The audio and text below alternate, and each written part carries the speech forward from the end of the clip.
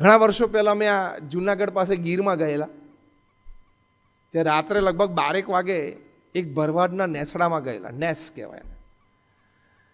પછી મેં એમને કહ્યું કે તમે કોઈ ઘટના સિંહની જોઈ હોય, સાંભળી હોય એવી નહીં, જોઈ હોય એવી 1-2 ઘટના કહો.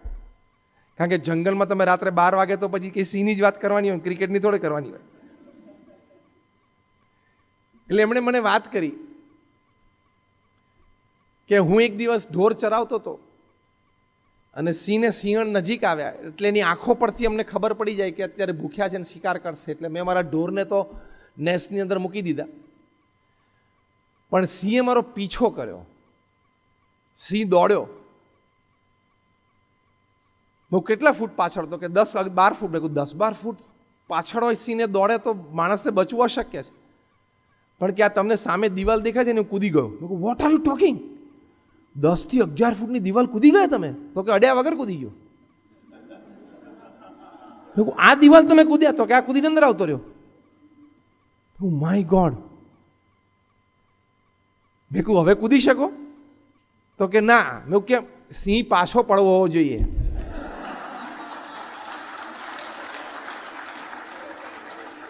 સિંહ જો પાછળ પડે ને તો કૂદી જવું. What does that mean?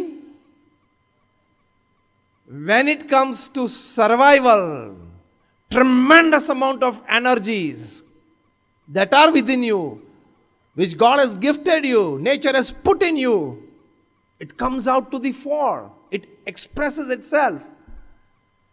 એમ તમે પણ એક છે ને સર્વાઇવલ ઇન્સ્ટિંક્ટ ઉપર આવી જાઓ કે જો હું ખૂબ સારું નહીં ભણું, if I don't have excellence in my exams, my academic career and my life, I will not be able to survive at the topmost level where I want to.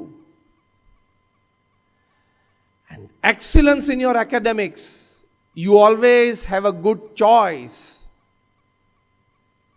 to create. You always have a good choice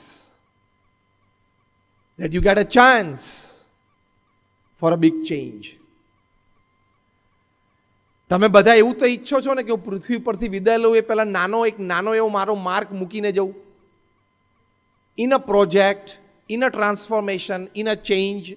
yes or no? તો that comes by your excellence in your academics. તમે excellent performance કર્યું હશે તો you will always be able to make a right choice in your life. The right choice at present is going for excellence in academics.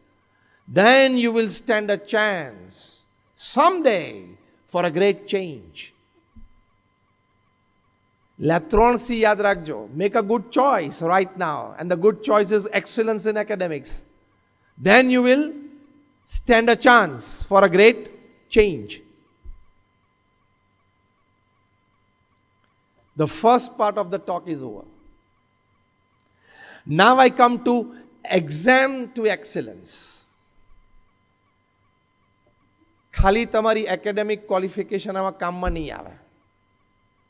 જો હવે મેં આખો પ્રવચનનો colour બદલ્યો. હા, અત્યાર સુધી હું તમને એમ કહેતો હતો કે ખૂબ સારું એકેડેમિક ક્વોલિફિકેશન મેળવો અને કરવાનું છે.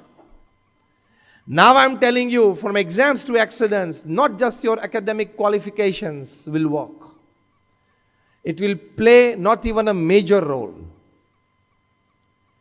Beyond academics, there are many things that you need to learn, you need to develop, and you need to excel so as to go for excellence in everything in your life. એ ઘણી બધી વસ્તુઓ છે.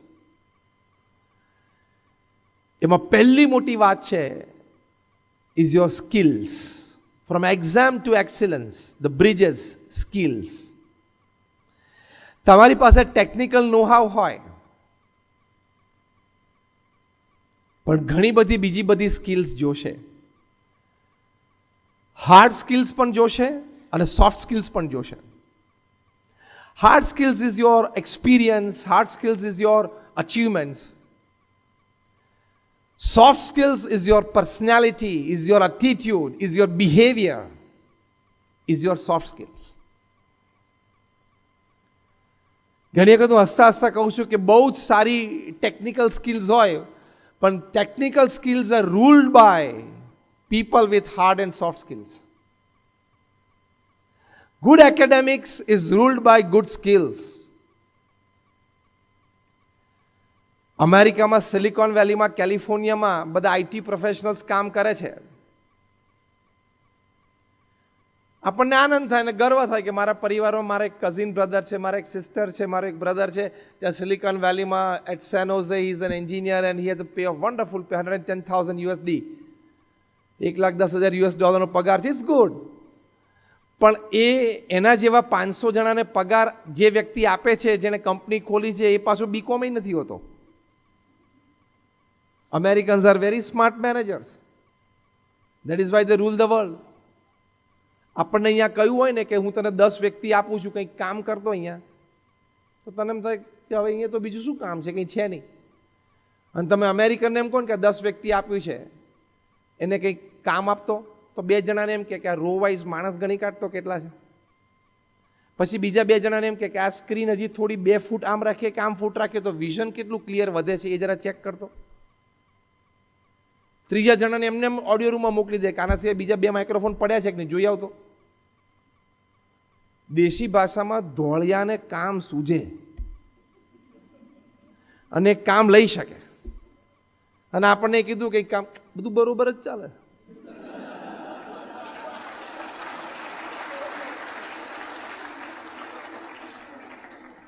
પછી excellence ક્યાંથી આવે? They are masters at certain type of skills. પ્રમુખ સ્વામી મહારાજ જે BAPS સંપ્રદાયમાં આ સંસ્થાના જે સંસ્થામાંથી હું આવું છું એના સર્વે 65 વર્ષ સુધી he was the president. He had very less formal education. He was just 5th standard pass. પણ એમની પાસે જે હાર્ડ સ્કિલ્સ અને સોફ્ટ સ્કિલ્સ હતી ને, that is why we educated 1300 youngsters took Diksha at his hands. That is why he could grow the organization to this level. Comparatively, it is easy to grow a corporate than an NGO of this class. હું જે સંસ્થામાંથી આવું છું, BAPS Swaminarayan સંસ્થા is one of the largest organisations in the world.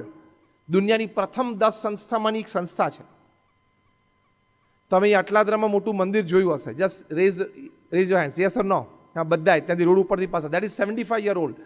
Next year we are celebrating the platinum year of it. એની ancillary કેટલું બધું છે. સામે તમને 100 બેડની મલ્ટી સ્પેશિયાલિટી હોસ્પિટલ જોવા મળશે. ચેરિટી હોસ્પિટલ્સમાં, ચેરિટી બેઝ હોસ્પિટલ્સમાં વડોદરાની એ બેસ્ટ હોસ્પિટલ છે. અંદર તમે જાઓ એટલે infrastructure from cleanliness to services is international class.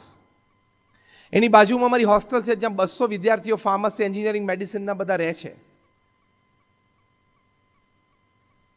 એની પાછળ મોટું ઓપન ગ્રાઉન્ડ છે જ્યાં હવે 13,000 સિટિંગ કેપેસિટીનું ઓડિટોરિયમનું કન્સ્ટ્રક્શન શરૂ થશે. ત્યાં સામેના કેમ્પસમાં 8 સ્ટોરી બિલ્ડિંગ છે જ્યાં about more than 76 AC attach rooms છે, લોજિંગ બોર્ડિંગ ફેસિલિટીઝ. આગળ પછી અમારી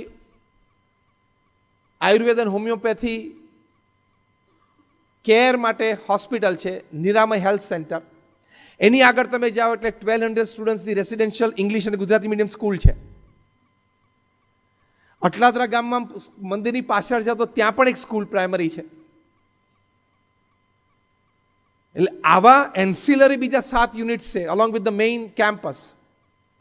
આવા નાના મોટા 1300 કેમ્પસીસ પ્રમુખ સ્વામી મહારાજે સિંગલ હેન્ડેડલી ઊભા કર્યા. 1300 હા, અને સક્સેસફુલી એડમિનિસ્ટર કર્યા. 5 ધોરણ ભણેલા હતા, પણ એમની હાર્ડ સ્કિલ્સ અને સોફ્ટ સ્કિલ્સ